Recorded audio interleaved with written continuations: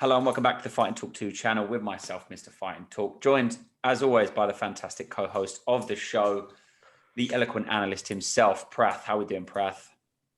Doing good, my man. Doing good. A little bit tired this weekend. Back to normal in the UK, but feeling good. How are you? I'm all good, man. I'm all good.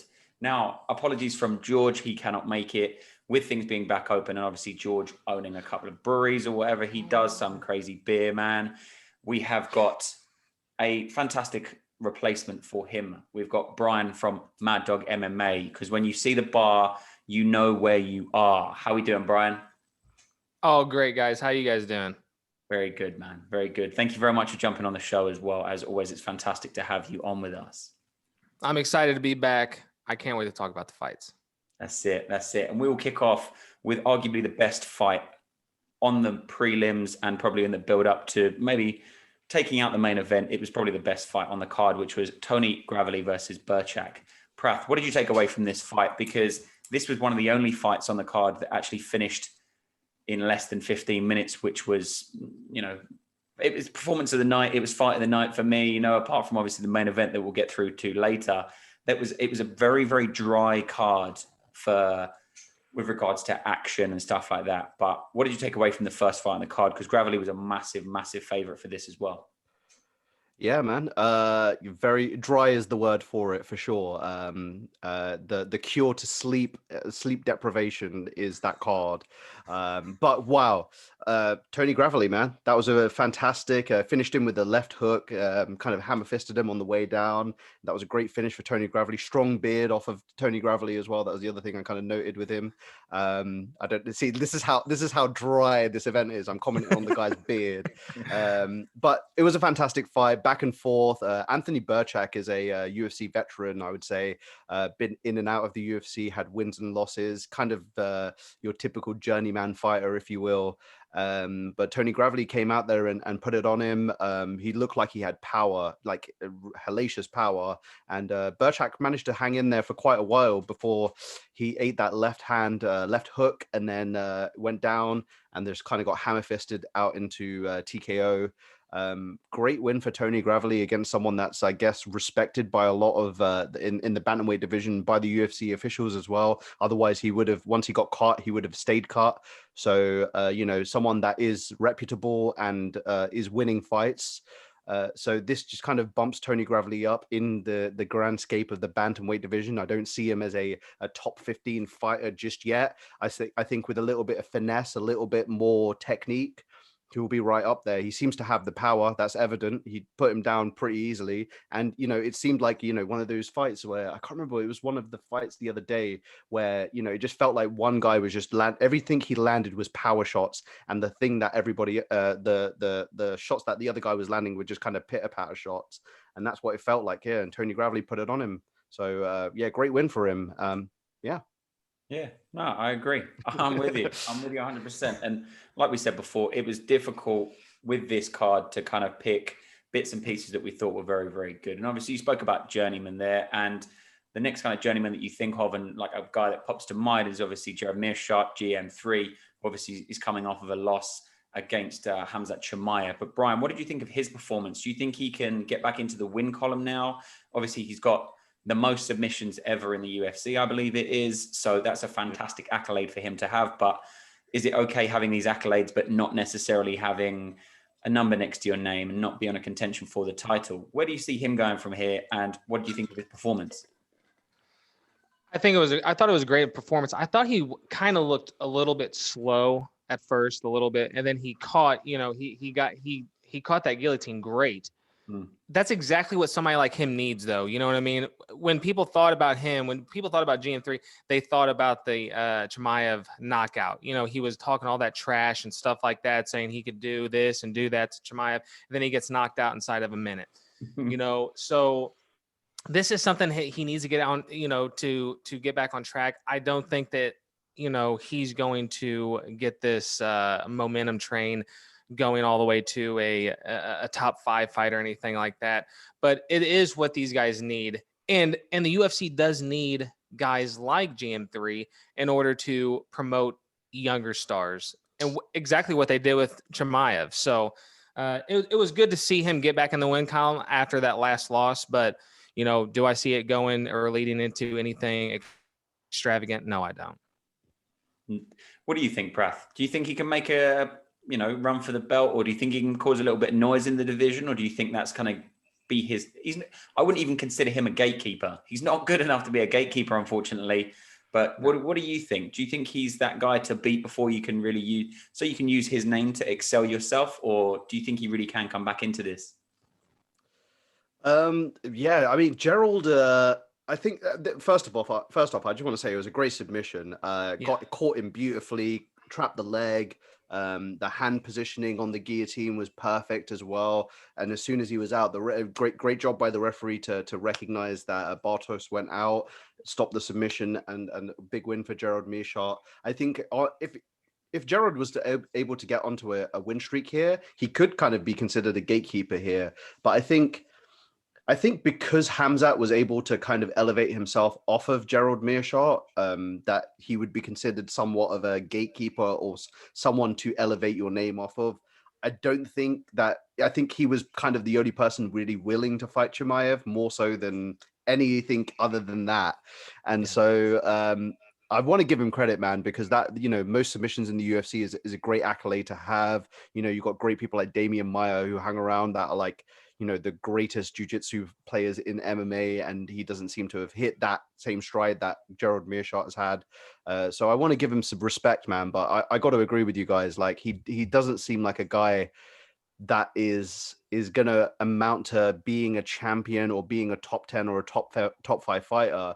But I think what's most important is knowing what his motivation is to fight. And if it is to be a top 10, top 5 fighter or a champion, he's going to have to do a lot of work to change a lot of these behaviors that he's having. And I got to admit, I've got to agree with Brian as well. He was very, very slow at the start. And I think he managed to catch a stride by muscling Bartosz Verbinski against the fence. It looked like Verbinski, that's kind of Verbinski's game, really. He likes to clinch. He likes to clinch up against the fence, go for that single leg position and kind of ride it out. And, Gerald basically beat him to it, and then got reversed, he got attempted to be taken down, and then caught the submission beautifully.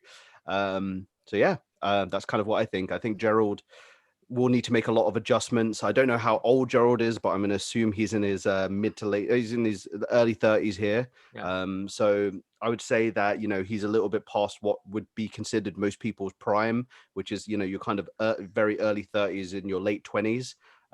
So I think he is going to be one of those guys that is needed, kind of like smiling Sam Alvey, right? He's one of those guys that they need to get matched up against and have these wins over, not necessarily the biggest name, but just to have the confidence to come back in and get a win. That's like maybe a top 15 guy who's just coming off of a loss. That's kind of like a no-brainer. Fight someone like a Gerald Meerschaert, get your name back out there and get a solid win, as much as I hate to say that against Meerschaert, but that's kind of what he's going to be used here going forward. I do want to kind of circle back to him starting slow a little bit. I know we don't want to spend a lot of time on this fight, but with him being cracked inside the first round against Chimaev, it might have taken something like him to be slow a little bit and then work against the cage and realize, hey, I can out-muscle this guy, or I can hang with this guy. Some people need to get that first, punch in the face to really wake up and start going. So I don't fault him for, being a slow starter or anything like that. I would probably be a little gun shy too after being knocked out inside of a minute in the last fight. Yeah, completely. Donald Cerrone made a career off of being a slow starter, so it's not necessarily a bad thing. Yeah, absolutely. And it's funny that you should say he's still in his early 30s. We were very surprised at some of these fighters' ages that have these kind of 30 and 15 records, or like 28 and 45 records. And you think, man, you must be like 40 at least. We did exactly the same thing with Sam Alvey. We looked at his record and then we're like, okay, cool. He must be like 38. And it turns out he's super early 30s. And it just, sometimes the fighters that we kind of imagine are the GOATs and are very, very like the top echelon of the divisions and stuff tend to be older than these people that have had so many more fights than them, but we know so little about them because they've had so many fights outside of the UFC. There was one thing I wanted to speak about, right? And it is Mark Smith. Okay. I feel so sorry for this man, okay, because I think since January, he has been the ref for every single hard fight there has been. Every eye poke, he's been the ref. Every groin shot, he's been the ref. Every kneed opponent that's been on the floor, he has been the ref. I feel so sorry for this man.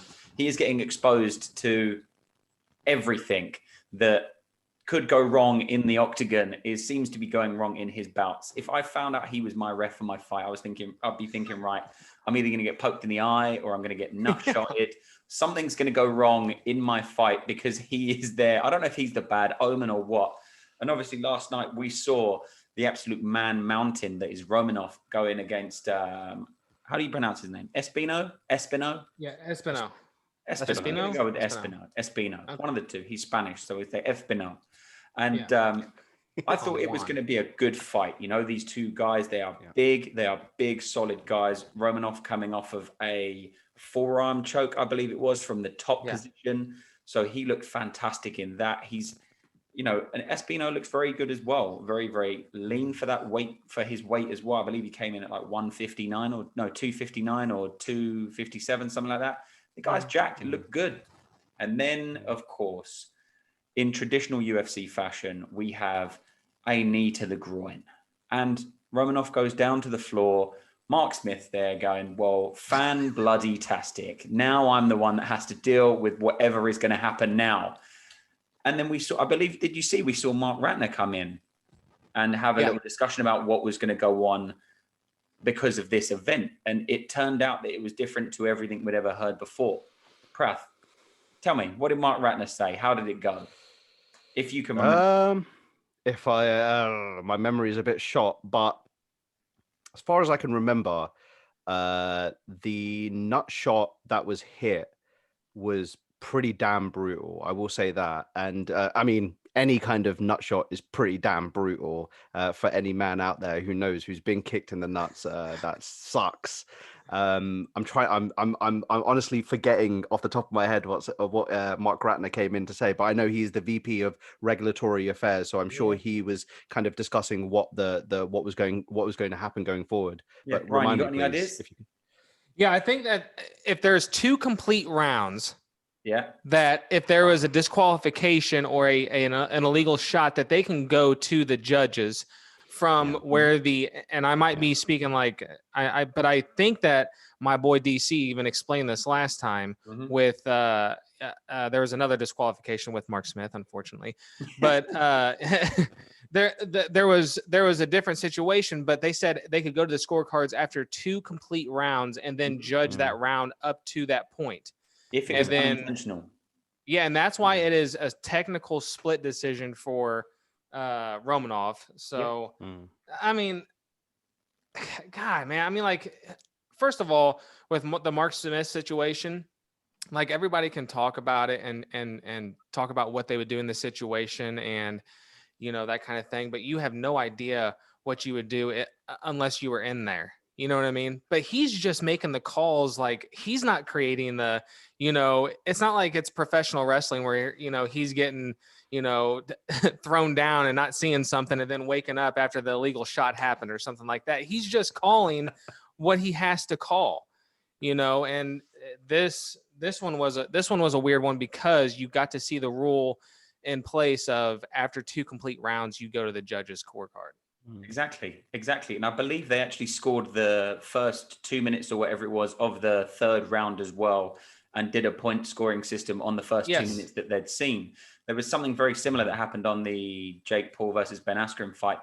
I believe it's the third card down from the main event. A gentleman apparently got a low blow, but it was nowhere near a low blow. Everyone saw the videos. It was terrible. And then it went to the judges' scorecards. And obviously the guy won because he's an actual fighter, which was very unusual for that card. But it was very, very strange to see that even on 2 different platforms that they went to a judge's score, even though it was apparently a low blow or an inverted foul or whatever. But very, very strange way to end a fight, as we all saw. But Prath, where do you see Romanov going from here? Obviously, he won the fight last night in strange fashion. That I guess that kind of doesn't put you in the best books with the UFC anyway. He obviously had his 5 minutes to collect his nuts, I guess. But, you know, even bringing a doctor in, Mark Smith said, oh, you know, Doc, do you want to come and have a look? But where do you go from there? You know, Mark Smith was very involved with what was going on. He obviously had a translator, and he was getting very, very kind of protective over what was being said to the translator and what the translator was saying to the doctor. There was a lot of words going on here. But where do you see Romanov going from here? Yeah, man, it's tough, and I don't know how I feel about the technical split decision, as opposed to a DQ loss or something of that nature. I got to come back. I think that might be a good discussion for another day as well. But we should definitely circle back to that one, because I think that's an interesting topic. Where does Romanov go from here? You know, he's undefeated. He's 14-0. He's going to get very much, you know, even, you know, despite these things, you know, we want to pretend that the UFC have got good books, bad books, and things like that. But, you know, TJ Dillashaw's coming back to fight Corey Sandhagen. So, you know, Dana White just rips up the rule book and throws it out and goes, okay, well, I like money. So I see him, you know, as a undefeated heavyweight, someone that has, you know, stoppage power, and also has the ability to submit people with very odd, you know, forearm choke and things of this nature. So I think, you know, they put him in against maybe a top 15 heavyweight, a Tom Aspinall, a Chris Daukaus-esque type fighter, you know, someone that's on the rise, that's someone that could maybe make a name off of this guy, you know, take his O as you know, take his undefeated streak, and that really elevates that person. Or, you know, Romanov then goes up higher, fighting someone that's, you know, very reputable, like a Tom Aspinall, like a Chris Daukaus. Not just saying that those guys are the ones that I'm picking to fight, but, you know, those guys are like kind of floating around the 10 to 15 kind of mark. And I think that's kind of where someone who is an undefeated fighter that has got a couple of wins in the UFC will kind of get propelled towards. The other thing as well that I just kind of wanted to go over with you guys is, you know, the language barriers that people face in these situations. It's so skewed, and it's also one of those things that's very hard to control, right? So, you know, you got an English guy talking to a Russian guy, you got and he's trying to translate what the referee's saying, what the doctor's saying to him in Russian, who's just had a nut shot. So he's probably just thinking, man, I'm probably not going to have any more children, as opposed to what the hell this English guy is saying over me. And also bringing in the ref to check on a guy on a nut shot. What is he going to check? Is he going to pull his pants down and go, okay, well, you can't fight? He's just going to go, okay, well, can you breathe? No. Well, then you can't fight. So I think it's very strange to bring a doctor in general for a nut shot, for an eye poke. I understand you can flash their light in the eye and you can see what it looks like and things of that nature. I get it. So I don't think there was much of a need for a doctor, and I think that just kind of confused the situation even more for the fighter, more so than anyone else, right?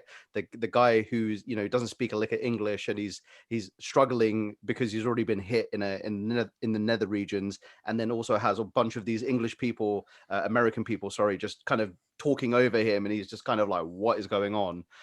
So very, very interesting kind of decision making towards the end of a fight. I wouldn't say it's Mark Smith's fault. I wouldn't say it's Romanov's fault. You know, I wouldn't say it's the doctor's fault or anything like that. It's just the nature of what's going on at that time, and kind of dealing with language barriers and things of that nature. So interesting result. But yeah, I do see him being matched up against one of those top 15 heavyweight fighters, not in a main event, probably like on a, you know, prelims of a numbered event or something like that. Yeah. Now, Romanov had to cut quite a lot, I believe, to get to 264. Brian, what's your kind of view on how big he is? Because I've said this 1,000,001 times since we started this podcast. I'm not a massive fan of people cutting to 265, especially when he's only like 6'3" or whatever. If Luis Pena at 6'3" can get down to 155, I don't see why Romanov can't. But what do you think about these fighters cutting, you know, a substantial amount of weight and still looking pretty overweight, to be fair? Is Romanov undefeated? Yes. 14-0, man. That's exactly why he's just cutting down to 265 or 275, or yeah, it's 265. You know what I mean? Like if it's working for you at a certain weight and you don't have to, you know, cut down to the 205 mark. I mean, 265 to 205 is just such a massive cut. Yeah. You know what I mean? And I do understand what you're saying, Connor, but what I'm saying is if it's working for you at a certain weight, you're not going down to that other one. Yeah. You know what I mean? So when you host a record of something and that is where the mindset says, okay, well, I'm doing just enough down to get to this weight and it's working for me. So should he probably cut down to 205? Yes, he should cut down to 205, but he's not going to unless he takes a couple losses in a row. Or even maybe 240. We've seen quite a lot of heavyweights. DC, for instance, he's fought at kind of like 235, 240. He's kind of fought up in the 250 marks as well, and he's had success in both. And he's a very short man himself. But from an athletic, marketable standpoint, do you think Romanov being on the chubbier side of life, that he can be promoted as well as he could if you had the body of, Corey Sandhagen or TJ Dillashaw that are, generally ripped, or even Francis Ngannou. Francis Ngannou is 265. He's ripped, he's jacked. Cyril Gane, he's ripped, he's jacked. They're very marketable. If they're going against a fighter that looks like a melted blob of jelly, then, from a visual point of view, because although as fight fans, we look at the numbers, we look at their previous record and that kind of stuff, but the first thing you do is look at it and you go, wow, he looks like a bag of flubber.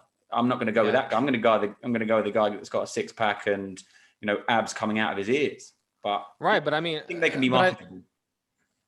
But you're right, marketable. But it takes one big win against one big name to make a guy marketable. Look at Andy Ruiz, right? In boxing, he had one win against Anthony Joshua, right? And then that just made him a huge star. And does he look like, the top-notch athlete?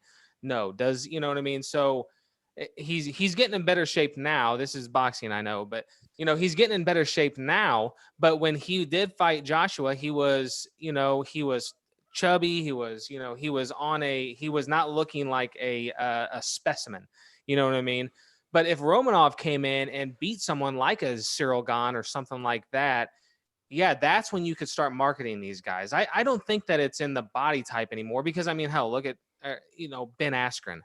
You know what I mean? The way his body was, and I know it didn't work out for him last night. I know we'll talk about it later, but the way his body is, that was kind of like something they did market him on, really. Yeah. So would it maybe benefit him cutting down? Possibly, but like I said, right now it's working for him, so let him run with it. Yeah. What do you think, Prath? Do you think these guys that are a lot more physically appealing and, aesthetically pleasing, do you think they're more marketable than the people that are not so much? Obviously, unless they are called, doing crazy knockout walk-offs, like a Mark Hunt, for instance, who obviously just, he looked like a bag of dough as well. But he obviously had his trademark kind of big swing and he's out. Yeah, I think I kind of got to agree with Brian here a little bit. I think it's the opponent that they kind of get matched up against. Some people also just the body type of themselves. They have the frame for 285 or 300 pounds, and they do have to cut down to 265. I think it's just in their body type more so than anything. If you look at DC as an example that we used here, 5'11", but cuts a significant amount of weight to get down to 205. So that's him going down from 300 to 265 if he was if it was the other way kind of thing. So I do think the quality of the opponent that he fights, if he was to go out and smoke Cyril Gane, I think he would be very, very popular.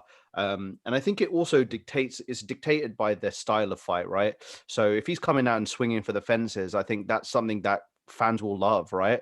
I think that's why Justin Gaethje isn't exactly a looker of lookers, but he comes out swinging for all the fences, right? No offense, Justin Gaethje. I'm sure people find you very beautiful, but for the most part, I think people will look at him and go, okay, well, we're not putting him on the Wheaties cereal box, right? But you're going to put him on Fighters Only magazine as the knockout artist of 2018 or when he was the guy. Yeah.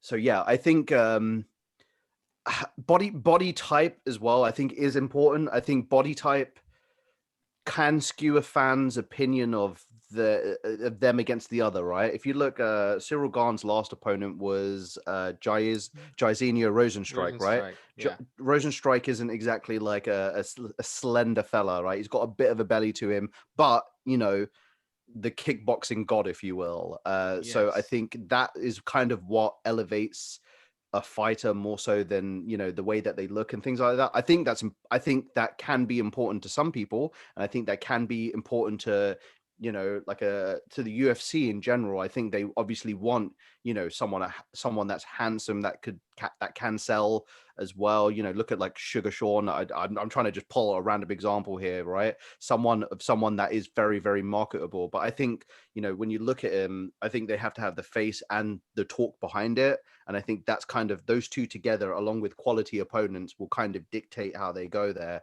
And you know, the UFC like to match up those kind of guys with the scrubs and kind of elevate their name. Look at Conor McGregor, for instance. You know, he got paired up against like Diego Brandao, Marcus Brimage. You know, not saying that these people are ugly, but I'm saying these are like the fights to elevate him. And he's a handsome guy, right? According to the UFC, not to me. No offense. Again, trying to find a way around this that doesn't make me sound facetious, but let's go. Dude, I mean, yes. you're right, Pratt. I mean, that is exactly the UFC wants a marketable person. Period. You know what I mean? And when you have a marketable personality or a marketable look, you know, with Sugar Sean, like you said, his look is the hair and, you know, all the weird Post Malone tattoos all over his face and stuff. It's, you know, it is a brand. You know what I mean? So the UFC is looking for that. Is Romanov the person that they're looking for? No, not right now, but it's going to take, you know, it could be here in a few years if he knocks out a couple top-notch contenders. And if you think about it, the one thing I want to just touch on is the juxtaposition between male fighters and female fighters, right? That's a big thing for female fighters. Female fighters get elevated if they are better looking per se. You know, someone like Roxanne Modafferi, no offense, again, Jesus, I feel like I'm offending everyone.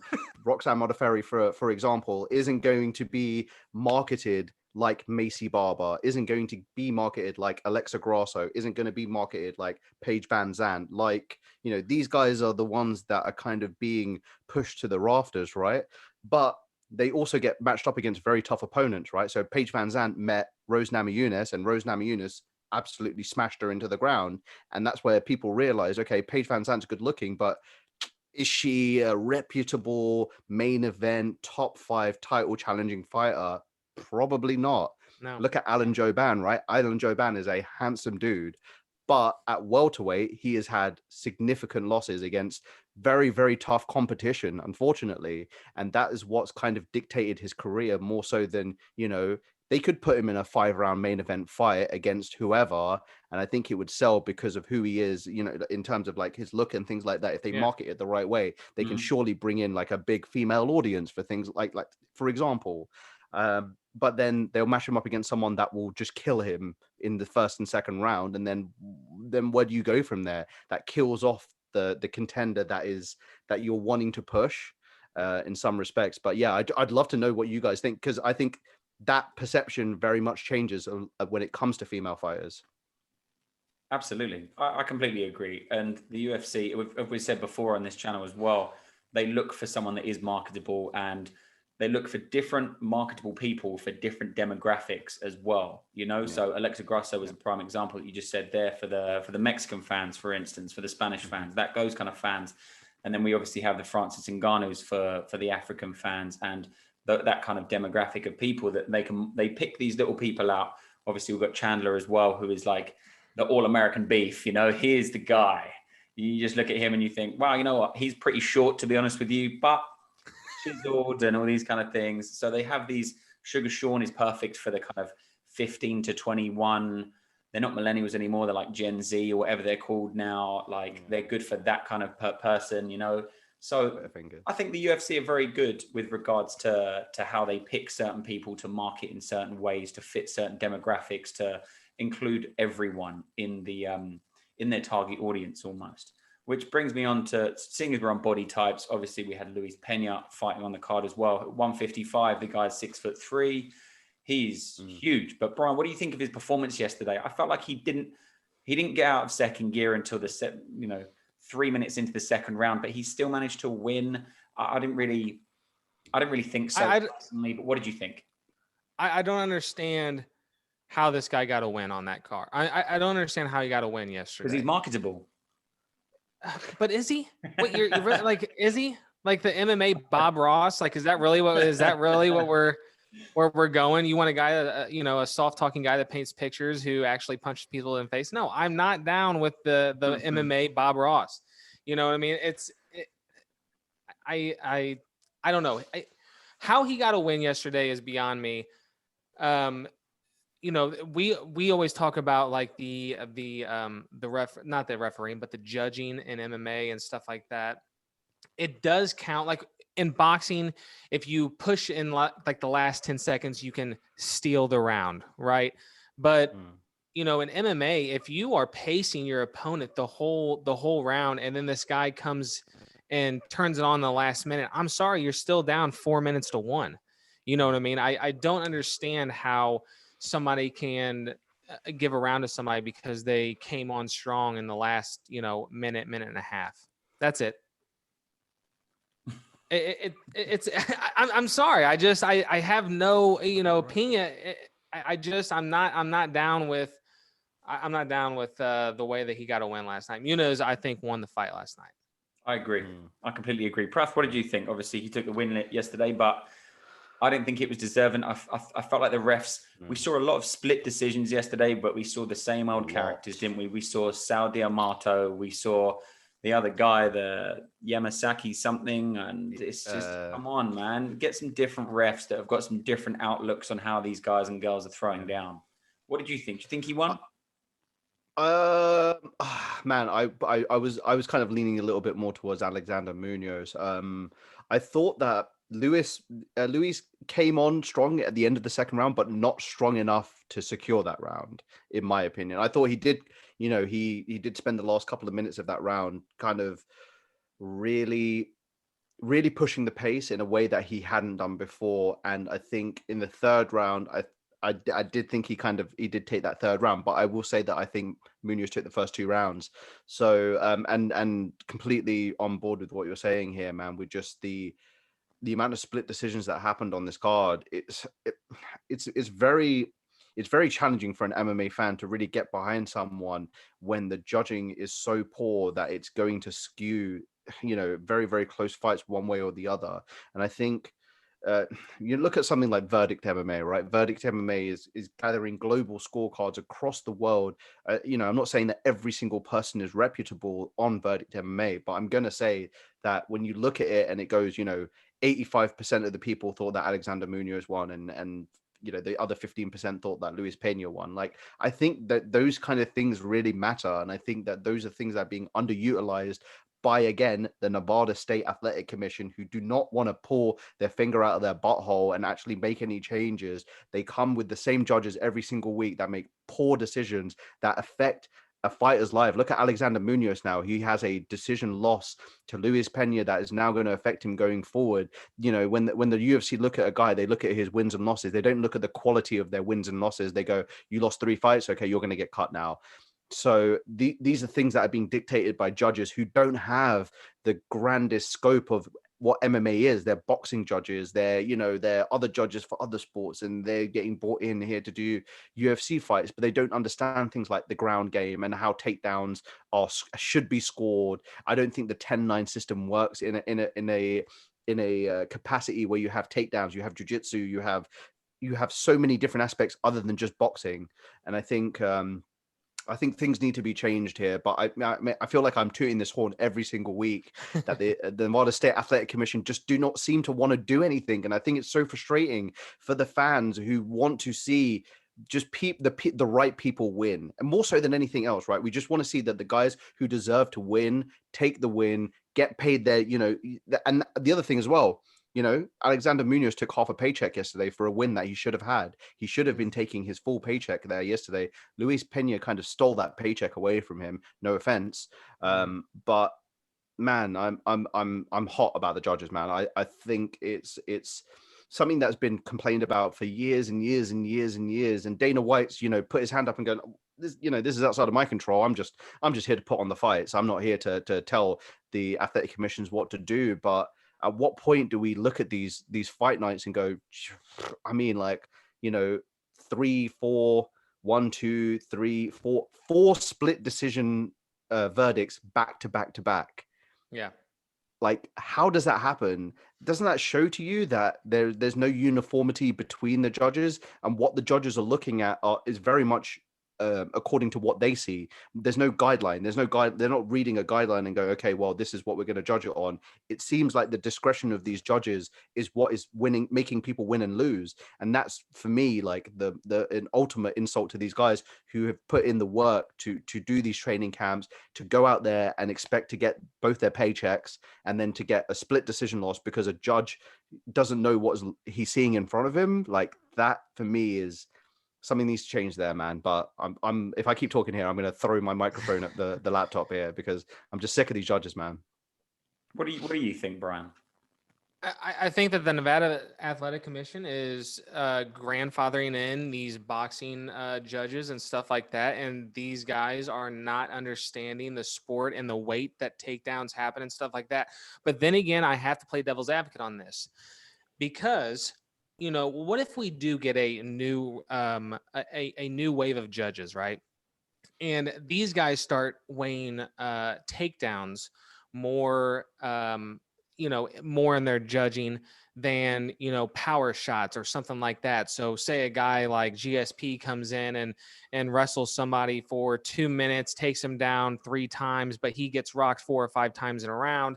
And then, they still give the round to X fighter because he took him down 3 times. You know what I mean? Like, people are still going to be upset. What the point I'm kind of making is that no matter what happens, we can bring a new wave of judges in. We can bring we can change the point system and stuff like that. But in the end, somebody's always going to be unhappy. And like myself with Prath, like, I feel like Munoz definitely won that fight yesterday.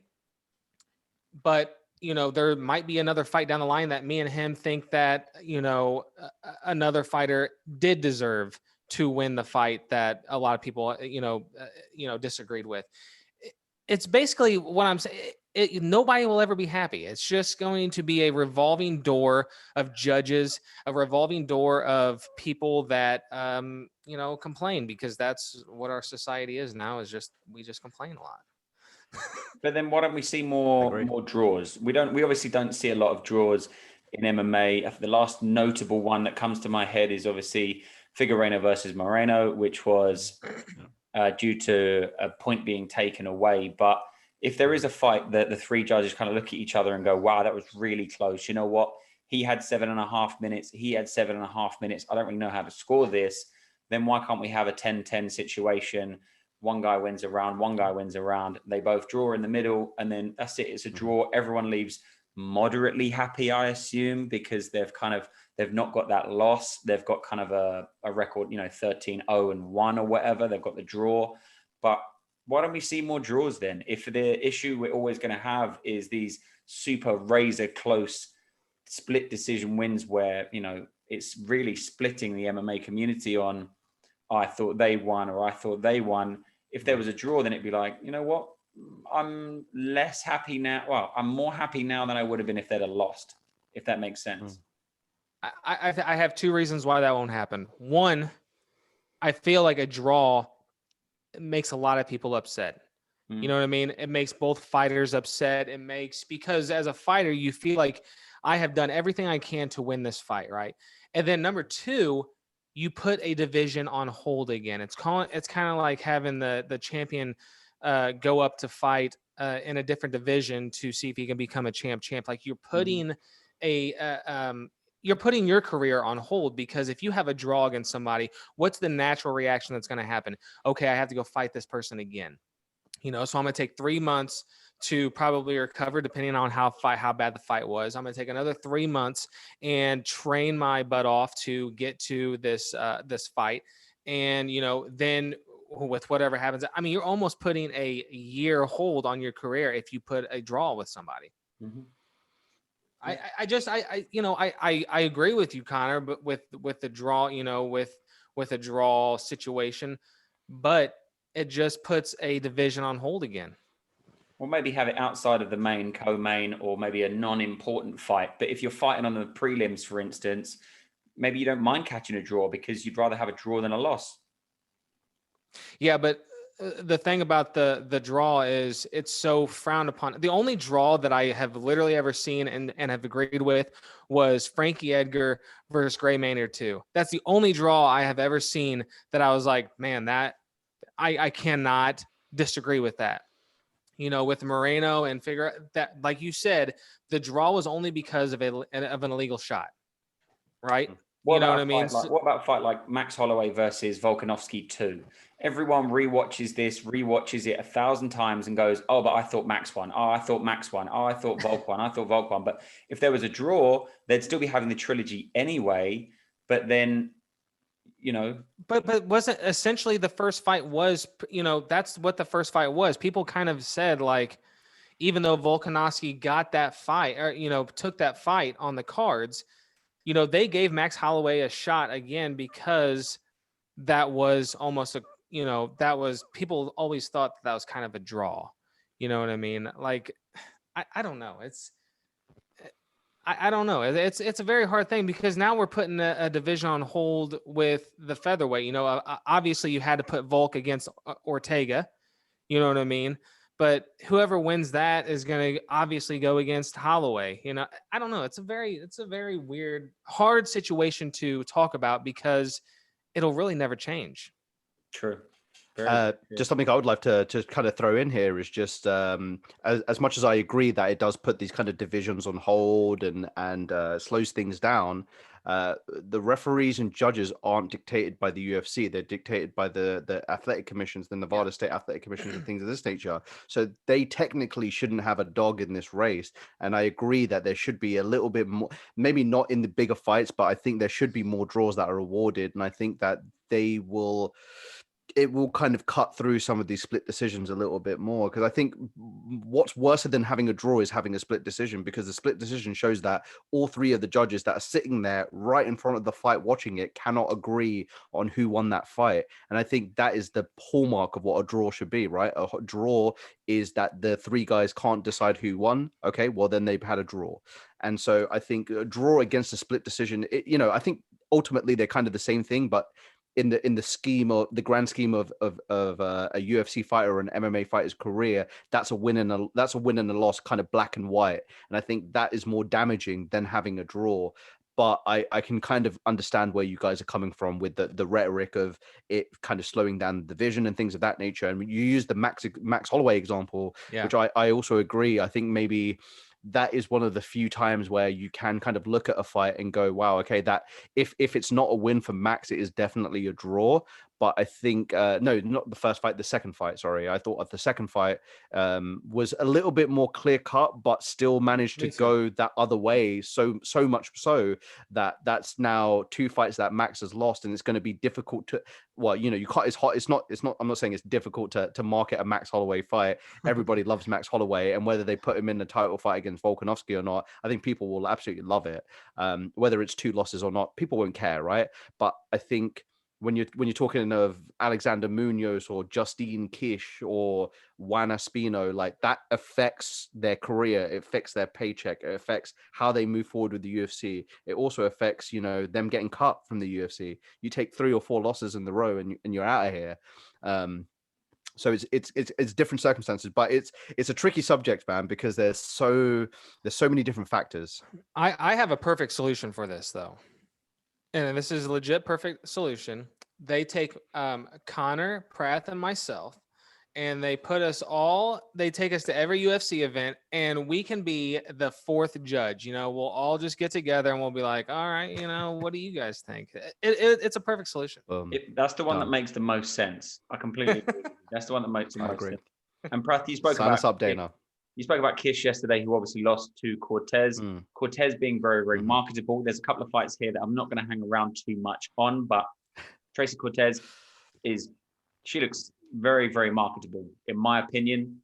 I think she's very marketable to the younger generation of male viewers, and the new Venom shorts look fantastic on her. She obviously did miss weight by a little bit as well. I'm surprised that they never maybe, I don't know, some women are a little bit prudish about it, maybe not mentioning their menstrual cycles as to why they may have not been able to cut down to weight.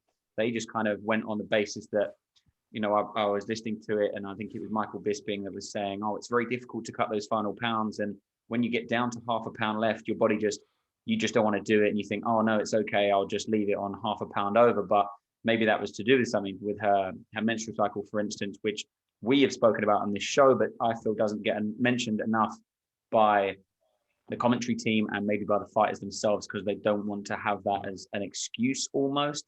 But Brian, what do you think? You know, we don't know if she missed weight because she was on her menstrual cycle, but what do you think with regards to female fighters not being able to make weight due to that time of the month, for instance?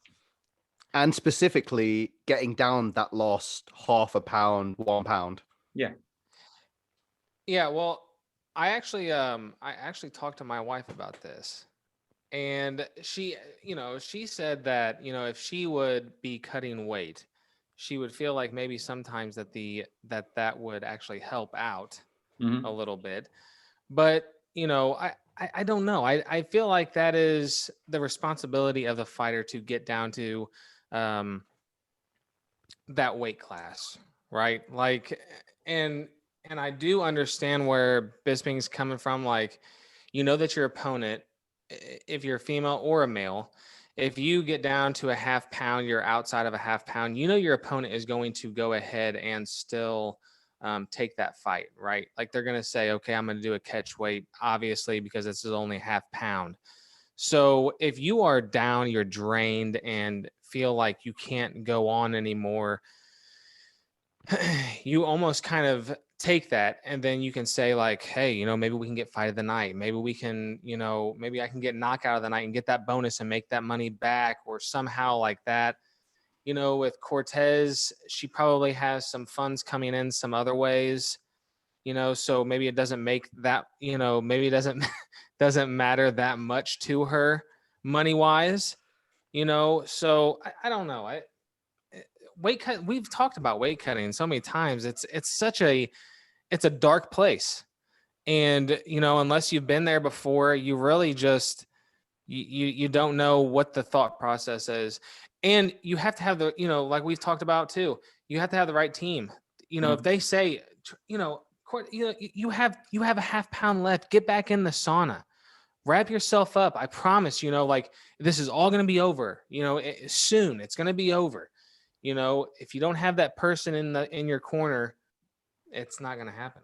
But then on the other side of that, a couple of weeks ago, we obviously saw a female fighter step onto the scales. I cannot remember the name. The name slipped through my mind, and she passed out and fell off of the scales.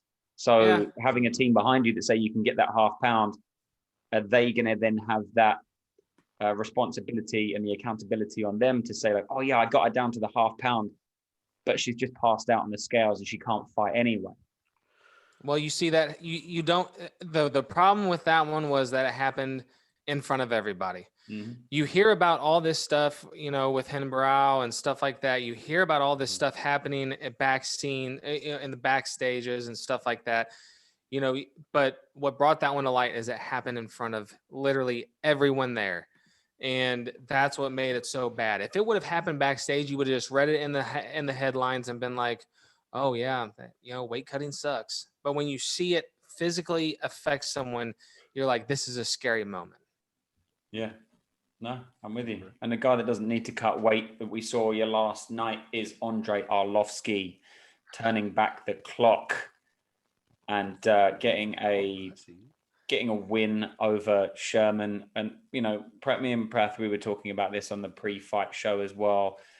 Arlovsky's been around since the dawn of time, it would seem, and Sherman is kind of an almost unknown name as well with regards to, you know, his notoriety within the UFC and within the organization. But again, that fight just didn't really hit it for me. It just wasn't really an exciting fight. So we're not going to dwell on that. We're going to move on to the next one. And what we should have seen in the co-main event is Drakkar Klose versus Jeremy Stephens. But obviously we couldn't see that because of an altercation that took place during their weigh-ins and during their face-off. There was a very big push from Jeremy Stephens, and it caused Drakkar Klose a little bit of damage to his neck. I believe there was a small amount of whiplash. He put something on his Instagram that he said his hands were going numb, which is common signs of whiplash, and he was throwing up, and he obviously couldn't perform and he couldn't fight. So my question to you guys, and Prath, I'm going to throw this over to you first, and I put this on social media yesterday as well, so follow me at Fighting Talk 2.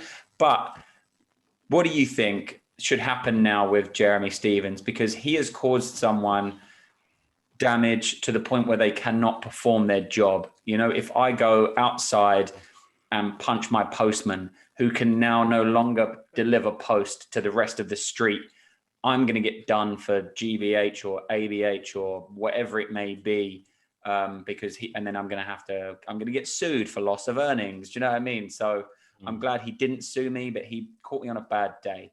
But what do you think should happen to Jeremy Stephens now after this altercation and what it actually caused to Drakkar Klose? And I didn't see any apology from Jeremy Stephens either. I don't know if there was. Jeremy Stephens doesn't seem like the type to apologize, if I'm being completely honest. And also, poor postman, man. What did he do to you? Why do you got to go out and punch him, man? He was giving me. He's just trying to give you letters. Can you take their letters? They don't live here anymore, man. Oh no.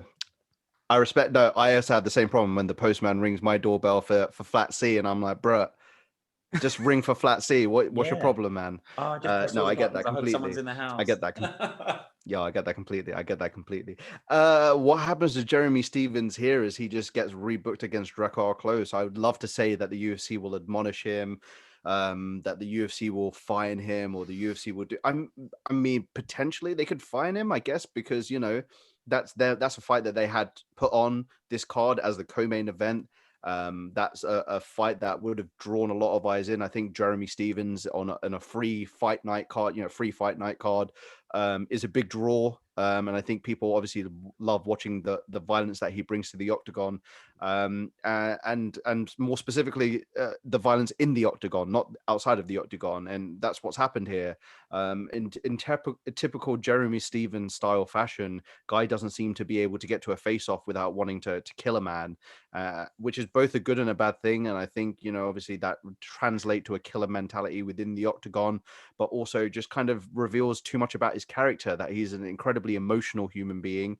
I hate to use the word bully, but it seems like that's kind of his MO. He comes to the face-off to show how dominant he is, how powerful he is, and that he's not to be, as the English say, he's not to be trifled with. But what happens here? That's a very generous way of putting it as well. And what happened here is that, man, that push looked extreme as well. And I think that's the thing that kind of really shocked a lot of people, and really shocked me when I watched the face-off, was that, obviously none of this stuff came out until the actual fight night and stuff like that. But when I watched the face-off, I thought to myself, like, getting a push like that when you don't see it coming, you don't have your kind of when you watch a pro wrestling match and the guy jumps off the top rope, the guy on the floor is bracing for impact. Drakkar Klose was not bracing for impact, and he went backwards quite a few steps. So I can understand in a way where Drakkar Klose could have sustained some damage here. I think they were calling it kind of like a more of a neck-based concussion, which is entirely possible. Obviously, your neck is connected to your head, and if that thing goes spinning, which you see in most of these knockouts, that's kind of what rings their bell here a lot of the time. And I've had concussions myself, and I know I understand the feeling of needing to be in a room with the lights off and wearing sunglasses and throwing up due to kind of having that feeling. Wow, it's a tricky one as well, man, because I do think in some respect Jeremy Stephens does need to face some sort of punishment, whether that be a fine or something. I think that's ultimately what the worst that they will do to Jeremy Stephens. The best scenario is that they'll just rebook him in a fight. It has a little bit more steam to it. And I think the next time around, obviously they're going to have someone like Dana there to make sure that it's all cool between the guys, or have security there to make sure that Jeremy doesn't do something like this. But this for me just feels like another Jeremy Stevens face-off. You know, a lot of these guys don't seem to take a lot of stock in the face-off in terms of like they just go in, they look at their opponent's eyes and they'll get on with it the next day. But it feels like to me that every single time that Jeremy Stevens has a face-off, there's some sort of drama. He doesn't seem to be able to keep his hands to himself, and I don't know if that's him trying to like mark his territory or show that he's a tough guy, but like it's just like you're getting into a fist fight tomorrow, my dude. We know who you are. We know your legacy. We know your record and the violence you bring to the octagon. Like I don't see why he needs to do something like that in a face-off and be that extreme. And I understand that Drakkar got very, very close to him, and maybe he felt like he was being way too aggressive. But there are ways of dealing with that, and I think it shows his character a little bit too much when you get emotional like that, and you're constant. And I'm not saying that this is the first time. This is one of many times where he's pushed the dude like crazy hard. This is just the first time it's really has been the reason why a fight's been cancelled. Now we've seen a lot of things in the public eye with regards to people being fined and suspended and stuff like that. Obviously, we saw Conor McGregor when he threw the dolly at the truck. He got suspended and he got a fine. We saw Khabib jump over the octagon and fly into the crowd, and he obviously got a suspension and a massive fine as well. But do we see enough people getting fined? Obviously, you don't want to turn into the local council police that are just going to fine you for parking tickets and all kinds of like these silly things. But do the UFC need to take more accountability over their fighters and their actions in and outside the octagon, with regards to them being penalized financially for what they are doing? Brian, I'm going to throw it to you because I want to know your input on this, man. Should people be fined or be reprimanded or strike 1, 2, 3, etc.? We've obviously seen Casey Kenny say nasty things about Megan Anderson, but then we've seen different things happen where people have been in a situation where they could possibly be penalized by the UFC. But what do you think? I think that these guys are fighters, but at the same time, these guys are professional athletes, right? Mm-hmm. And when we talk about a professional athlete, we put them under a microscope. And even though these guys do get into a cage and fight for a living, they are looked up to. They are put on a pedestal of some sort. You know what I mean? Yeah. So the way that they act is highlighted. And when you have someone like Jeremy Stevens come in and in a face-off, where, and you shove someone that hard, I can see maybe building up the fight a little bit, giving a little push. But Conor, we all talked earlier, it was a push. It was a get out of my face, like Chael Sonnen, Vanderlei Silva, I can't let you get close kind of push. You know what I mean? So, it was a weird thing, and like, Pratt said earlier, we know who Jeremy Stevens is. Yes, we do. The only person that does not know who he is obviously Conor McGregor. Conor McGregor still does not know who he is. Yeah. But with Jeremy Stevens, he does have a reputation of having this wild, crazy, I'm a fighter almost. Who's that guy on Ultimate Fighter that was like, let me bang, bro? Do you remember that guy? Yeah, I remember the clip. I don't remember I cannot remember. I can't remember his name. It's like Jesse something or another. But it always reminds me of, he always reminds me of that guy because he gets very emotional. But back to my point is these guys are professional athletes. And, maybe something needs to change in the face-off aspect of things. I know that the face-off gets people pumped up, gets the fans pumped up. But do we need to change the way we do face-offs because of these situations? Do you guys remember, who was it that almost shoved? Diego Sanchez almost shoved Josh Koscheck off the stage back in it was back in the early days, but he almost shoved Josh Koscheck clear across the cage. I'm pretty sure it was Josh Koscheck anyway. Yeah. But does something need to change with that? I don't think so. But it's just with the fine thing. Jeremy Stevens obviously needs to get in some sort of trouble. I'm sorry, but I mean, does he need? Do they need to rematch? Do they need to go ahead and fight? Yes, but you can't let people act like that and then not let anything happen to these guys. I know that the UFC, for the most part, will defer to the athletic commissions, because I do distinctly remember in most of these occasions that Dana will be like, well, it's, like Khabib getting fined or Conor getting fined was actually more down to the athletic commission than the UFC themselves.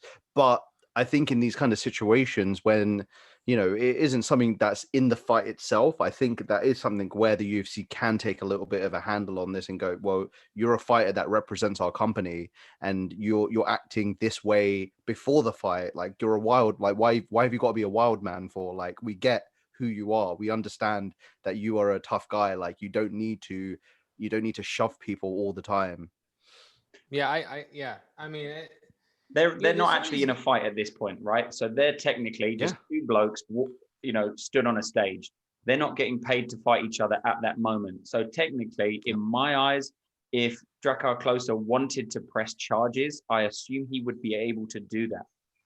Mm-hmm. But I mean, honestly, as a man, though, like as a man, if someone got in your face and they were forehead to forehead with you and touching, your face like that, like I almost think it's like instinctual, where you're like, get the heck out of my face. You know what I mean? Like, I am going to shove you off. Like, you don't need to be that close to me, even if it is a face off. I understand that is what this is, but you see plenty of people like Kevin Gastelum and Robert Whittaker. They just, they stood in their stance. They're professionals. They know that they're going to be doing it.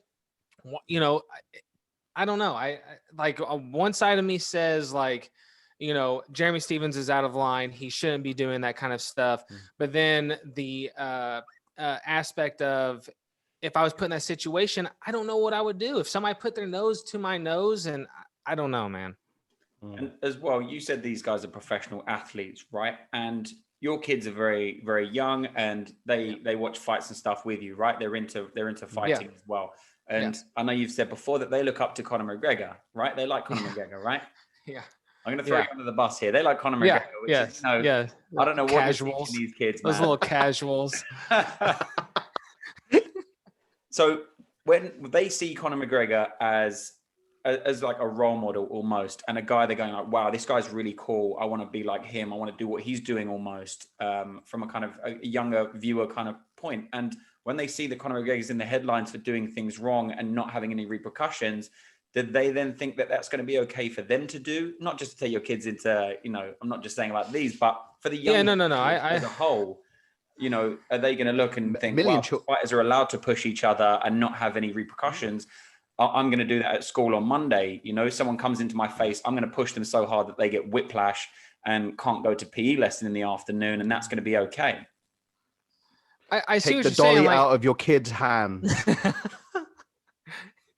You almost have to shield your kids from that kind of thing, right? Like you almost have to shield your kids from that thing. You know what I mean? They like who they like, but it's almost like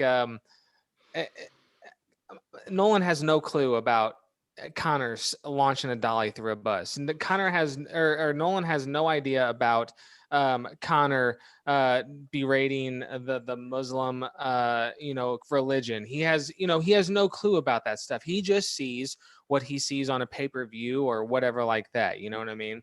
So it's a very hard thing. It's just like football too. My son loves football, and some of his favorite players, if he knew their personalities and how they really are in real life, it's kind of like, maybe you wouldn't like them, so it's,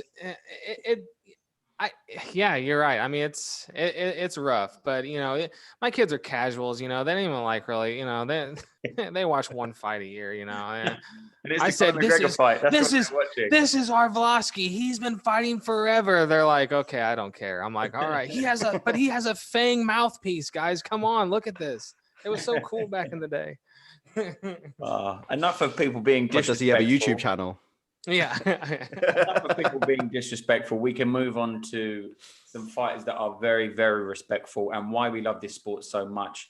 And a fantastic fight, and a fight that I thought, you know, if that fight wasn't on the card and we had something else, or maybe if we'd have stopped at Arlovsky, for instance, it would have just been one of the worst cards that I'd probably ever seen in recent memory. But Kelvin Gastelum versus Robert Whittaker. What a fight that was from Robert Whittaker. I thought he looked absolutely fantastic. And for a man that is only 30 years old as well, I felt he's one of these guys, you know, you just feel like he's a veteran because he is a former champion.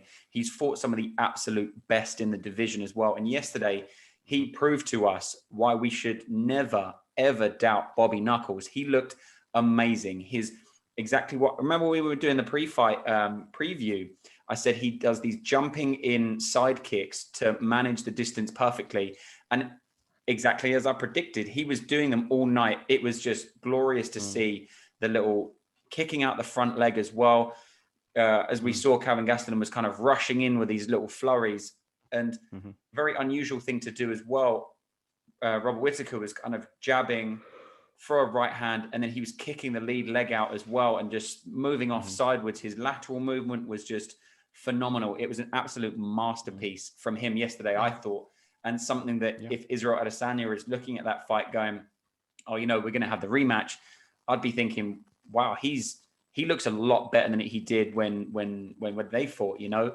But Prath, what did you see in his performance yesterday that we didn't see the first time that he fought Israel Adesanya? And do you think he's going to implement these new changes into his game plan and beat Izzy? Is he going to beat Izzy in that division?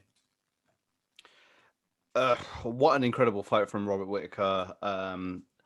First of all, as well, the other thing I want to just kind of quickly say off the top of my head here, before I get into how great Robert Whittaker was Jesus.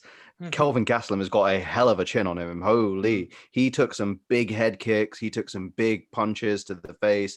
Wow. Like, I've got to give respect to Kelvin Gastelum. I don't think Kelvin Gastelum's been finished other than by submission as well, which just kind of highlights how tough and durable Kelvin Gastelum is. You could probably just take that away from just watching the Izzy fight alone. But wow. Amazing combinations, amazing, you know, trips and takedowns. That double underhook position just seemed to work wonders for him. He just seemed like really strong in that position as well. And it didn't seem like anything that Kelvin's an incredibly credentialed wrestler. And for him to just be kind of, I wouldn't say the word ragdolled, but just kind of like easily controlled by Rob was pretty fascinating to watch for me. Robert's combinations were just money all night. Lot of just, you know, 1-2s to a head kick to a left hook. Like, these aren't conventional combinations you see out of you know, your kind of back and forth fighter. You know, you hit me once, I hit you once, you hit me once, I hit you once. Robert Whittaker is throwing incredible combinations, most of which are hitting as well. Like, he's not, you know, he's not missing with the 1-2 before he hits the head kick. He's hitting all three of those shots as well as the left hook.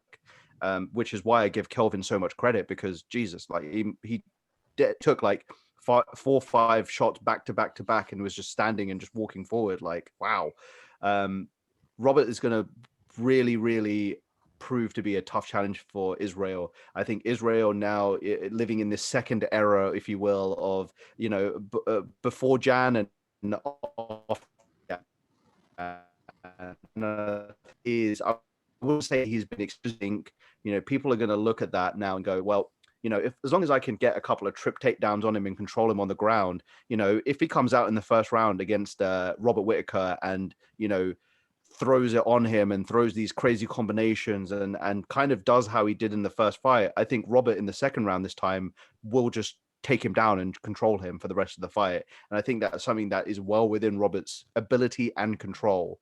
So that is why I think people are now looking at the second coming of this fight as potentially like, this is a completely different fight now from the first time. When the first time came around, it seemed like Izzy was you know, I'm thinking undefeatable, but like invincible is the word I actually want to say.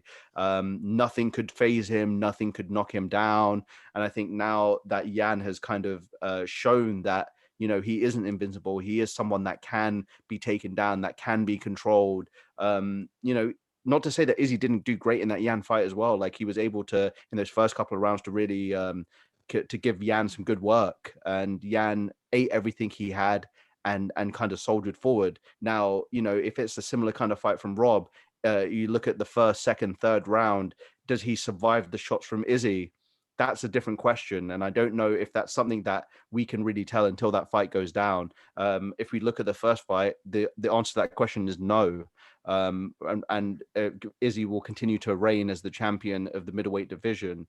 Now, Robert, now knowing that he can hang it with Kelvin's ranking's pretty fugazi. I know he's lost a couple in a row, but for me, Kelvin is a quintessential top 5 middleweight, regardless of where his wins and losses. And I think wins and losses hold different weight in MMA than they do in boxing in these other sports.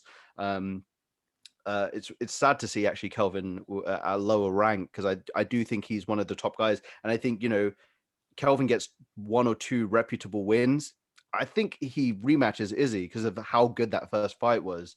Yeah. And I think, if Robert was to lose here to Kelvin, I reckon they would have elevated him straight to that title shot. Again, purely based off of that first fight. But here we go. Rob for the title. Marvin Vettori in the crowd. Marvin Vettori needs to sit down. Let Rob go. Yeah. I respect Marvin Vettori now.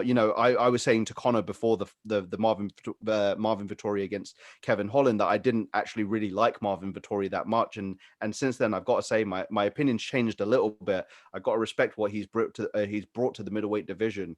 But when you look at someone like Robert Whittaker, who's so diverse, has amazing striking, these kind of fighters are the ones that fans latch onto. He's aggressive.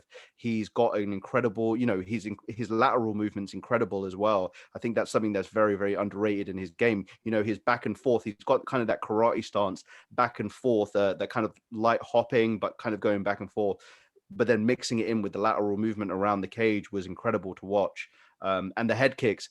I don't think I need to tell anyone to look out for Bobby Knuckles' head kicks, man. It's like one of his best weapons, and you saw him utilize that a lot in his combinations, whether that's going to the head or going to the legs. Like, I think that's something that's very underutilized in a combination setting. You see a lot of guys throw a 1-2 to an uppercut or a hook, or a step in right with that, or something like that. You don't very often see, unless it's from like an Israel Adesanya type striker.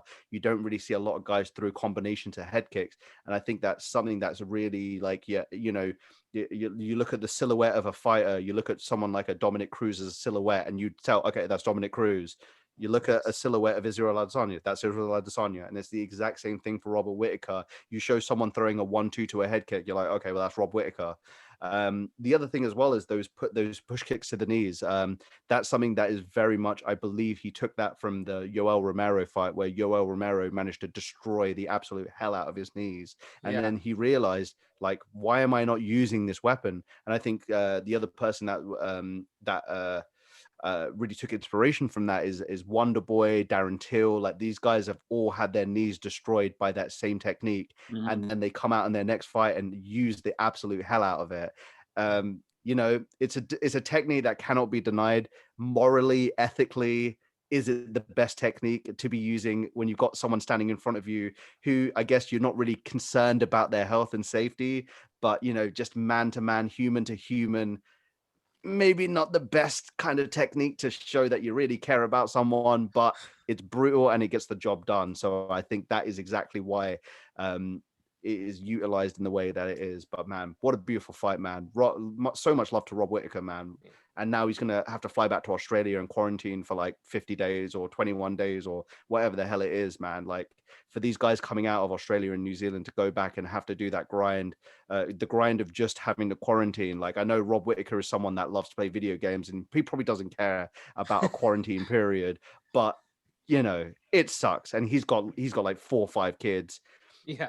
I'm sure he wants to go spend time with them as opposed to just playing Call of. Well, I say that, but like, if you listen to every single one of his interviews, he's like, well, the fight's great. Oh, but I'm playing Call of Duty and it's great. And I got this and I got that. And my laptop does this. And, that's what it feels like anytime I watch a Rob Whittaker interview. But I think now is the time. And I love that he called out Izzy in the post fight. Like, I think that is exactly what he needed to do, because if he did what he did last time and he just came out and he was like, yeah, you know, I guess I'll fight him at some point, then, you know, Marvin Vettori would be signed up for that title shot right now against the will of all of the fans in the world. Like every single fan in the world admits that Rob Whittaker needs that title shot. But if he came out and did what he did last time, Marvin Vettori against the fans' better judgment would have been booked in that fight. So I'm really happy that he actually said, he actually put, you know, the name out there, Izzy, our paths have got across. Like, that's perfect. So I want to see that fight in Australia. I want to see it in a big ass stadium. Let's go, guys. No, I completely agree, man. I completely agree. And obviously, he was supposed to fight Paulo Costa yesterday, who obviously had to pull out due to the flu or whatever it was that he had. But I think the Rob Whittaker that showed up yesterday, if he was facing Paulo Costa in any capacity, Paulo Costa on his best day would not be able to beat the Robert Whittaker that showed up yesterday in the octagon. And I can see you both nodding your head and shaking your head. So you agree with me. So that's all I need to say, you know. But Brian, Robert Whittaker looked absolutely amazing yesterday. Do you think he gets the belt back? Yeah. I mean, look, his last 13 fights, he is 12-1. The reason he's had to fight his way back to this title shot is because exactly what Prath said. He was nonchalant about saying, I want the title fight. I don't know what his angle was on that. You know what I mean? Did he assume that people were going, was he trying to be laid back, Bobby Knuckles? I don't know. But now he directly called Izzy back. And I love the way he did it too, where he says, he can talk the trash because he has the last win.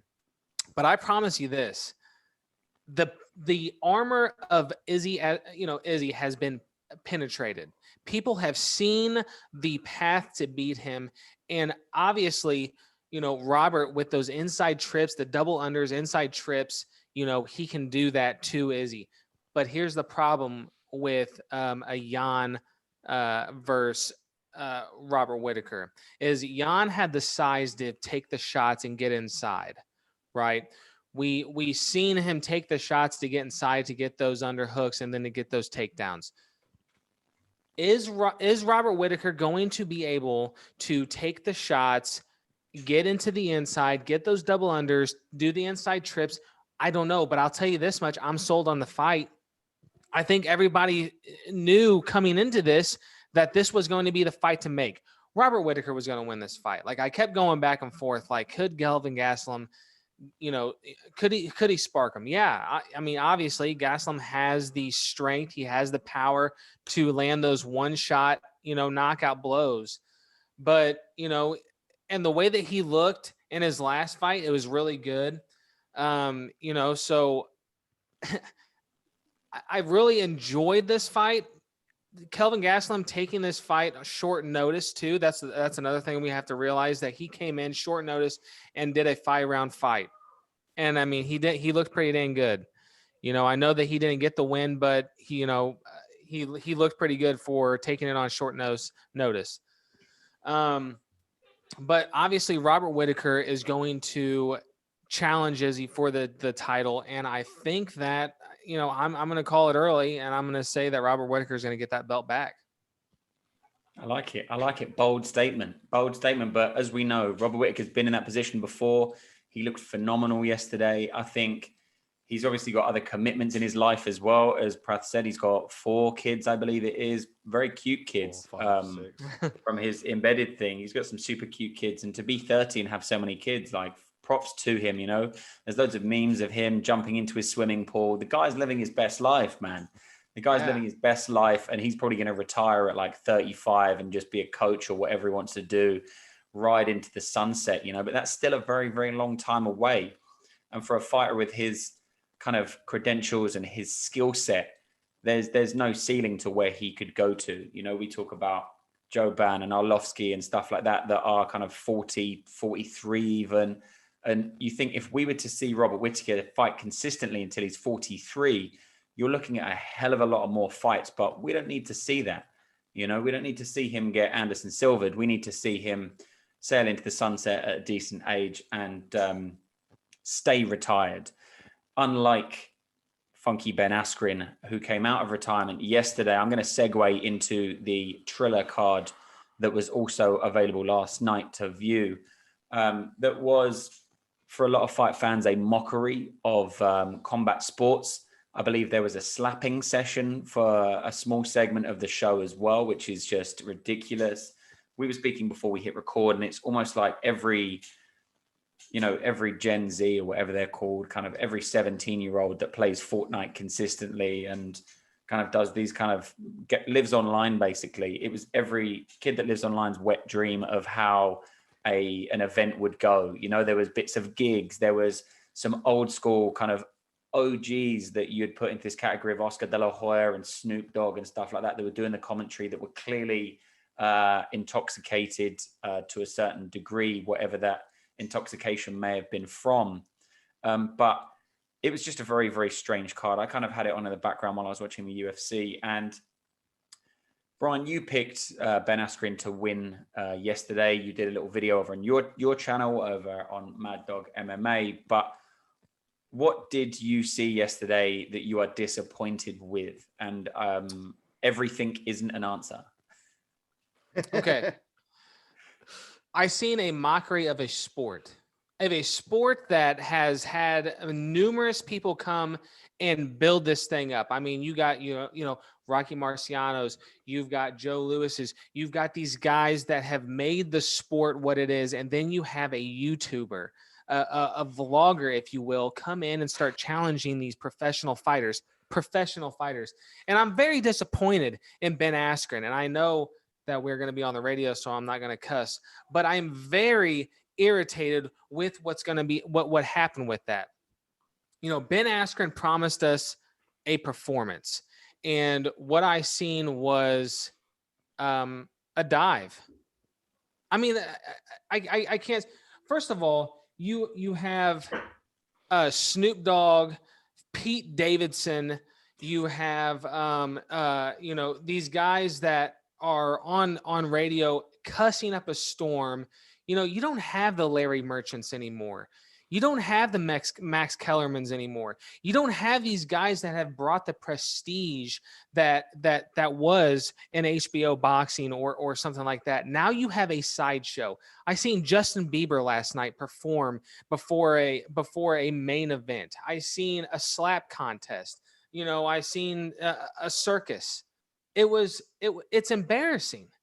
And I said, when I watched I think Triller put on the Tyson versus Roy Jones Jr. as well.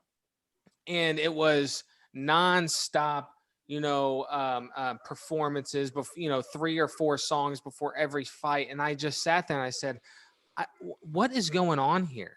What is going on here? And it's the same thing last night. They're making a mockery of a sport that so many people have put their blood, sweat, and tears into, and have made it what it was. Because boxing these days isn't what it was back in the day. I don't know. I'm just very disappointed. Ben Askren, man, if he really did take a dive last night, that's very disappointing. Very disappointing on my end. I seen that, Pratt, we talked about earlier, we seen him, smiling and walking back with his wife after the fight, after he got knocked down. I don't feel like he was knocked out. I feel like he could have continued. And then the referee just, says, no, it's over. I was very upset, and I could talk about this for days, but I don't want to take up a lot of time, but it's irritating. How a world-class athlete can come in there and then lose to a YouTuber. It's irritating. I don't know. I get so frustrated with the whole situation. No, I'm with you, man. I'm with you. But the only thing I'll ask, is having these concerts and gigs and stuff in between fights, if you were to kind of get this, the younger generation of fight fans, for instance, they're going to be very, kids nowadays, they want to do everything now, don't they? Want to do 5 things at the same time. They very, very short attention spans, as we've seen in various statistics throughout the world. Are the performances and the bits in between all of the fights going to keep these kids interested, because there's other things going on? It's like, look, there's some boxing. This is what we're here to do. This is the boxing. But, oh, look, there's a lot of people slapping each other. And then people are going, oh, wow, look, there's people slapping each other. I'm so excited now. There's colorful things. There's tinfoil everywhere and it's shiny. I'm so happy. Oh, but there's still boxing. Oh, look, there's Justin Bieber. And then over on the other side, you're like, oh, wow, there's this band singing like some Mexican song and I don't know what's going on. And there's women twerking everywhere. This is great. I'm going to watch this. But oh, look, there's boxing again. So it's kind of like, it's appealing to that audience that have this scattered mind and this scattered view of how life works. You know, do you think this is the future of how these events are going to be run? No.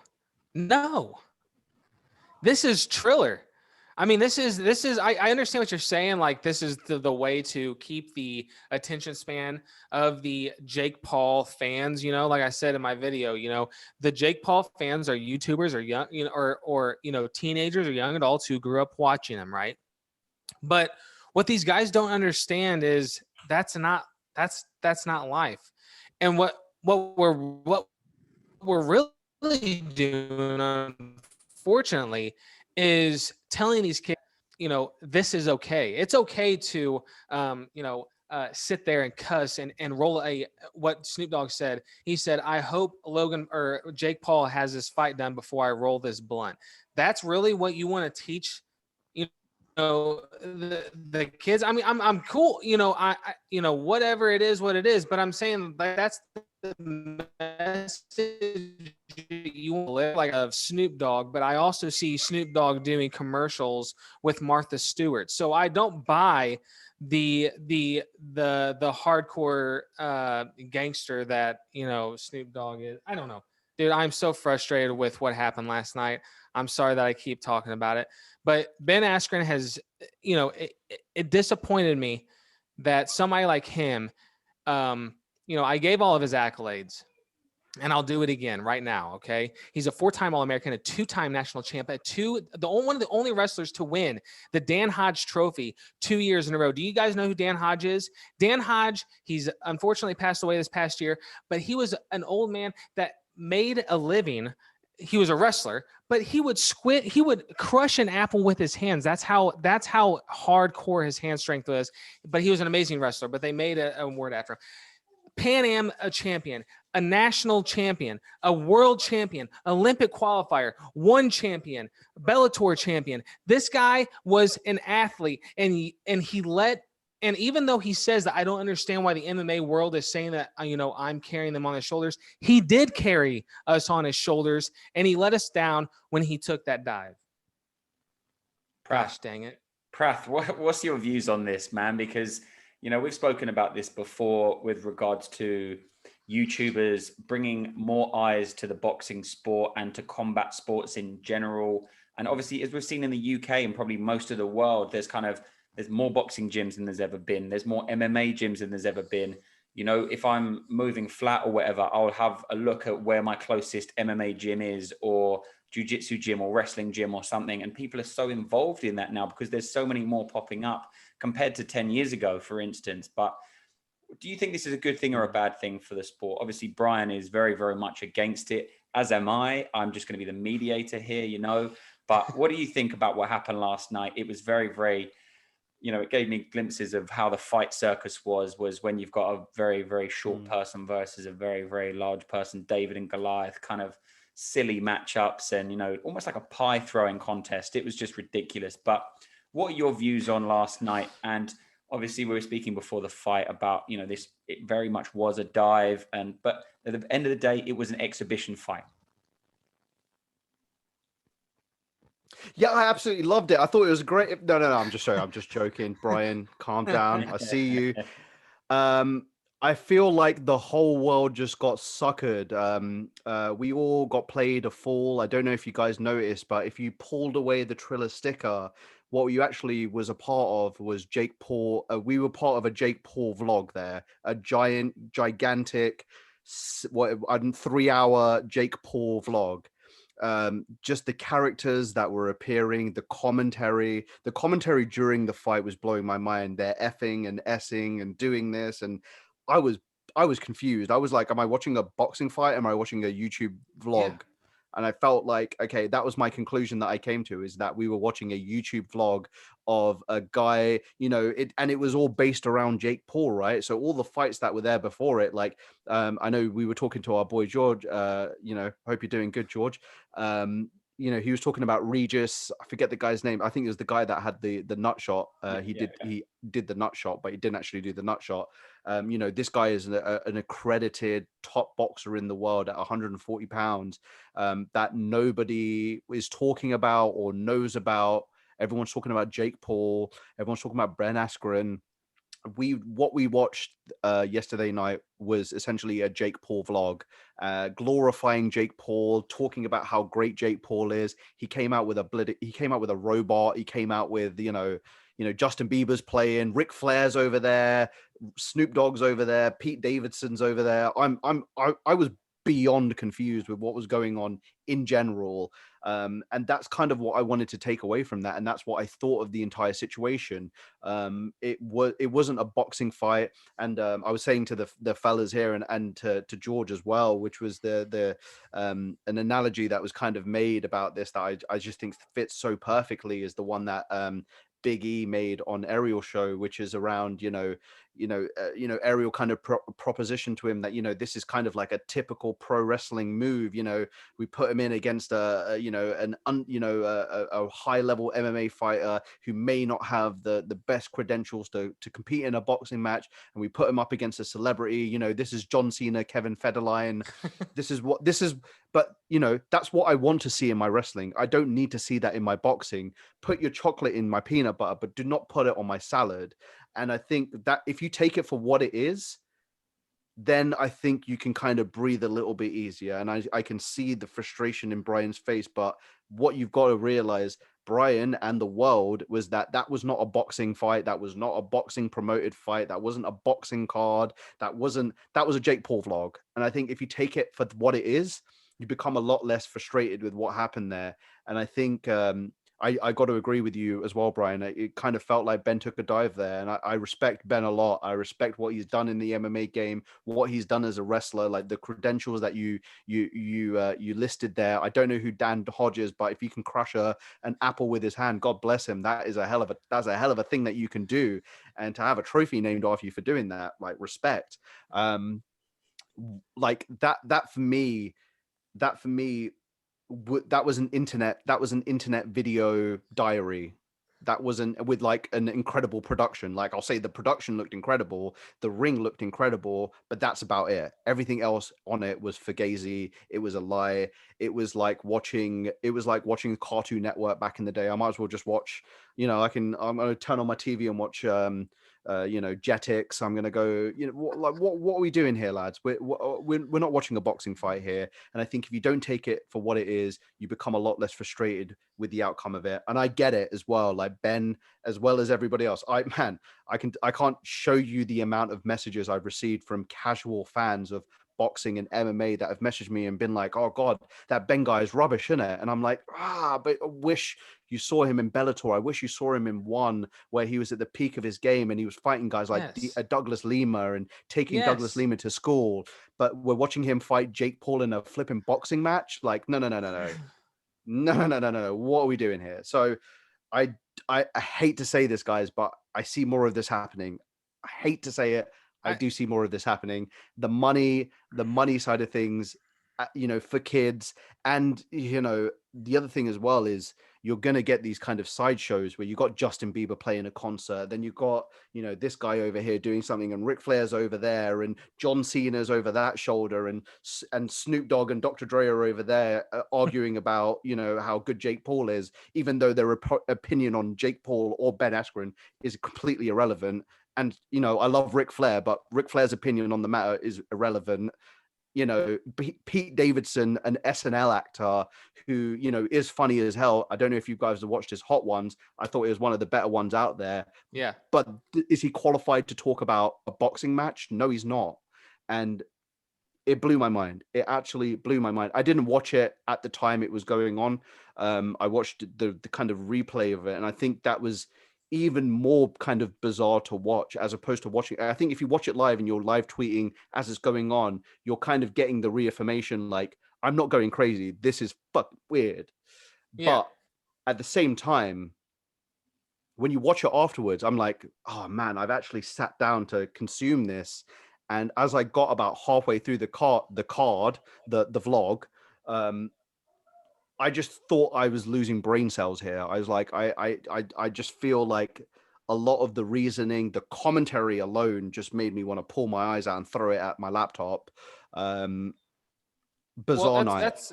That's how I felt. That's how I felt with the Tyson Roy Jones Jr. fight. Yeah. I felt like I was, taken for, really. The reason I bought that fight was because I was like, when am I ever going to be able to sit down with my kids and say, this was the baddest man ever? At one point, this was the baddest man in the history of boxing. This was Mike Tyson. When am I going to have that opportunity? And so I bought it, right? Then you had every rap that came on before every fight that sang 3 or 4 songs. You had Snoop Dogg cussing in. You had Manu Ronaldo. What's his name? Gosh dang it. He was a announcer for NXT. He was an announcer for Ronaldo. Yes, I'm sorry. Yeah. Ronaldo. You could tell how upset Sugar Ray Leonard was getting with Ronaldo because he was. It was like it's just like what Connor was saying, where he was asking a question and Sugar, he was trying to answer the question, like, thinking about it and saying, the answer. And then Ronaldo would just jump to another thing. And you could tell how frustrated this professional boxer who gave his life, his blood, his sweat, and his tears to this sport. And, I don't know. I could go on about it all day, but it is what it is. It happened, and I will never, ever buy a Jake Paul vlog again. And that is literally what it is. I think you both hit the nail on the head there with regards to what this show was. It was Jake Paul putting on a Jake Paul show, and it just had that kind of Triller label on top of it to kind of, I don't know, brand it a little bit better. But obviously in the next coming weeks, I believe it is, we have Mayweather versus Logan Paul, Jake's younger brother, which is just equally as ridiculous. I'm glad George isn't actually on this show. He's a big boxing fan. And, we're going to do a show this week about what this does to boxing and what this does to combat sports in general. But it's not good. As kind of like thoroughbred, purebred kind of fight fans, we want to see people putting it all on the line, and we want to see people going out there and being the warriors that they are and going out on their shield. But seeing a dive, which is a lot easier to do in boxing as it is to do in MMA, for instance, because you can kind of, it looks scripted, if I'm honest with you. That the looping overhand from Jake Paul was just ridiculous, and it seemed to kind of hit Ben Askren funny, and then he just kind of just jumped like he was like someone had just thrown something at him, and he was like, I'm just going to jump in the pool to get out of the way, kind of thing. He just kind of dived straight in for it. But I mean, I don't want to see too much of this in the future, but I feel it's something that we're going to have to get used to for those kind of younger, scattier brain kind of viewers that will be consuming this, the YouTube generation. I think, Yeah, the idiots. I hope that this is not what the sport is going to turn into, though. Yeah, that's it. I mean, the UFC will never turn into this. Like, the UFC has, 11 fights, 12 fights on a card. No. But the thing with the CM Punk thing is there was still 10 other fights on that card. When you have only 4 or 5 fights, you have to fill up this time slot. I don't know, man. It's tough. It's tough. And I'm just saying, I love CM Punk. CM Punk's one of my favorite wrestlers of all time. But I was really hoping he was going to make a I thought he was going to make a comeback at WrestleMania this year. But we can talk about that some other time. But he didn't. Yeah, got you for that, Brian. It's unfortunate, but I think in the future, in the next kind of 5 to 7 years, we will see a lot of these bigger celebrities in these organizations kind of float from organization to to martial art, for instance. We're going to see them in the boxing ring. We're going to see them in the octagon. We're going to see them, jumping off the top rope in a WrestleMania or a Royal Rumble or something. We're going to see these crossovers continuously happening over the next coming years, because at the end of the day, it's about how many eyes can you get on you at that time. Conor McGregor is going to be a perfect example of this over the next coming years, of when he's kind of had enough of his MMA career. Will he be able to slot straight into pro wrestling? Of course he will. Will he try his luck in boxing again? Of course he will. So then he can have kind of 3 audiences that are all going to know who he is, which kind of just blows up the audience and the demographic that are going to be watching him as well. And I look forward to covering that with you guys in the future. But for this episode, we are done. So if you've made it to the end, thank you so much. It's been a nice long episode. Although it was a dry card, we managed to fill it up with a lot of good conversations, I think, But thank you very much for tuning in. If you want to catch the merch, which we have beanies and t-shirts, Brian, I'm going to send it to you out. It should be with you in a week or 10 days or something. And there you go. You both have your beanies as well. It's always good to see. Even in the US, we can still get a Fight and Talk 2 beanie. But the t-shirts are in the shop and will be and are available. And I've even put the worldwide shipping on there as well. So hit like, hit subscribe, share with everyone. If you're listening to us on the Sportinarium Radio, thank you so much for joining in. If you don't know where you are and you see the bar, you are on the Mad Dog MMA channel. Hit my boy Brian up as well on @MaddogMMA. Prath, as always, thank you so much for being the co-host of the show. Brian, thank you so much for jumping in and having some great topical pieces as well. And we look forward to having you back on at a later date. Until next time, thank you very much, Brian. Thank you, Prath, and we'll see everyone soon.